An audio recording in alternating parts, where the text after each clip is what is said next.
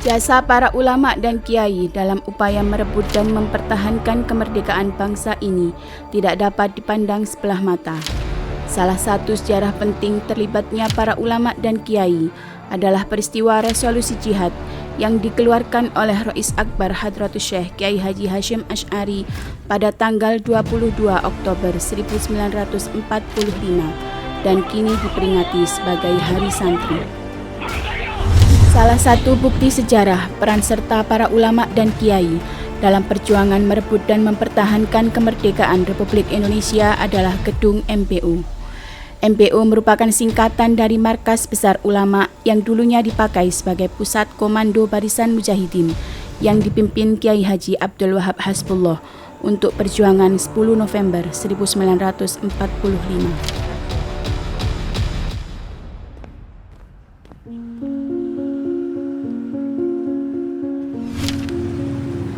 Assalamualaikum warahmatullahi wabarakatuh. Sahabat-sahabat, saat ini saya sedang berada di Gedung Markas Besar Ulama Desa Ginorejo Waru Sidoarjo. Sesaat lagi saya akan wawancara bersama Bapak Ghazali, juru kunci dari Gedung Markas Besar Ulama ini, tentang sejarah gedung ini, apa dan bagaimana sejarahnya. Ayo ikuti saya. Sehat Bapak hari Sehat. ini?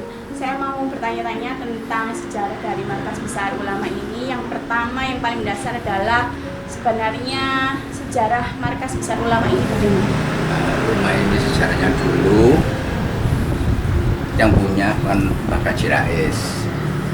Terus rumah ini lalu dipasrahkan sama, bukan dari pihak PW sama pihak daerah Surabaya, tapi dipegang sama pusat Jakarta, PBNU, zamannya Kiai Hasyim Muzadi. Kalau melihat dari sejarahnya, ada beberapa catatan bahwa MPU ini pernah dijadikan markas para ulama dan para kiai. Ya, para kiai. Nih, kalau menurut cerita yang jenengan dapat, bagaimana? Memang ceritanya Cak Nur sama buyutnya kita memang ini cuma zamannya Mbah Hasyim Asy'ari memang benar.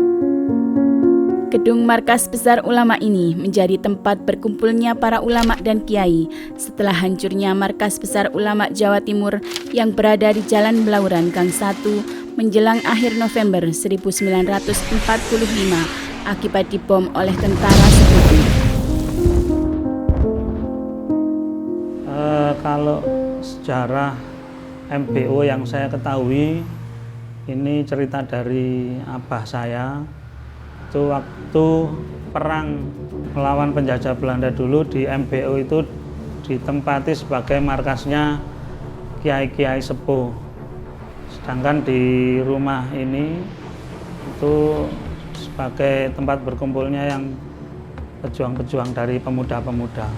Kalau ceritanya beliau waktu itu bagian ngambili selongsong peluru itu di sekitar rumah sini gitu.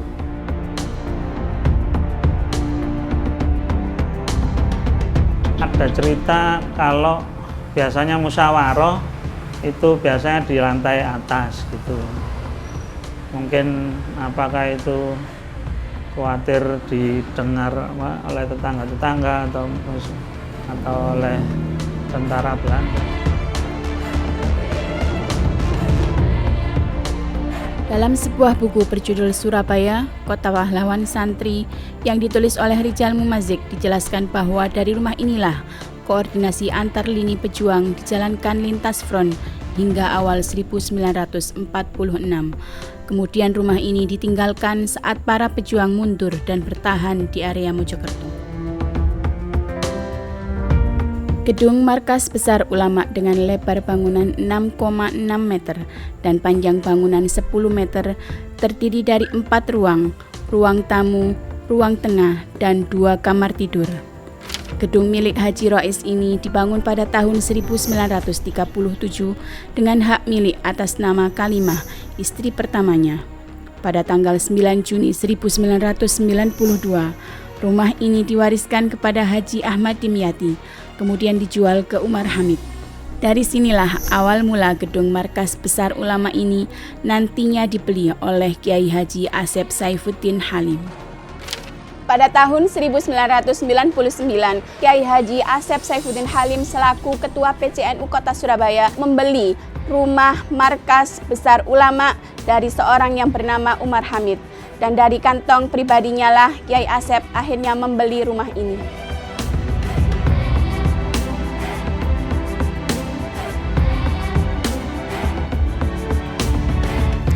Ketika Gus Dur masih jumeneng dulu, saya ketemu beliau sampaikan, waktu itu saya jadi ketua PCNU, Pak Asep cari MBUDT, Markas Besar Ulama Jawa Timur.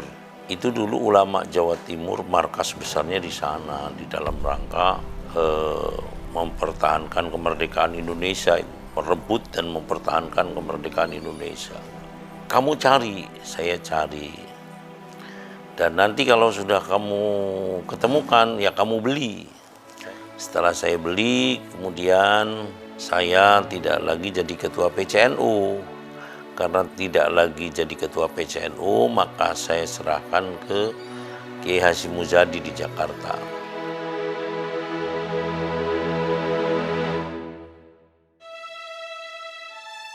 Saya ketemu dengan Pak Dimyati, Pak Dim yang nyari, kepanggih pun dia ini MBUDT pun. Nah ngeten make kita panggihaken kali sing gadahi kula tumbas.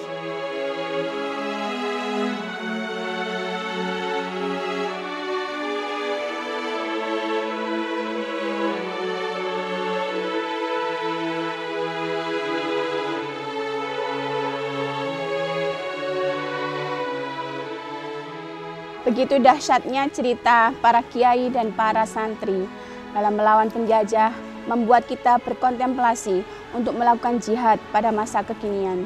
Jihad melawan kesewenang-wenangan, jihad melawan ketidakadilan, jihad melawan kekuasaan yang korup, memperbaiki pendidikan dan ekonomi untuk mewujudkan masyarakat madani menuju Islam Ahlus Sunnah wal Jamaah, untuk mengharmoniskan Islam dan Indonesia menuju kemaslahatan bersama. Demikian perjumpaan kita pada kesempatan kali ini. Semoga menginspirasi dan membawa manfaat untuk kita semua. Terima kasih. Wassalamualaikum warahmatullahi wabarakatuh.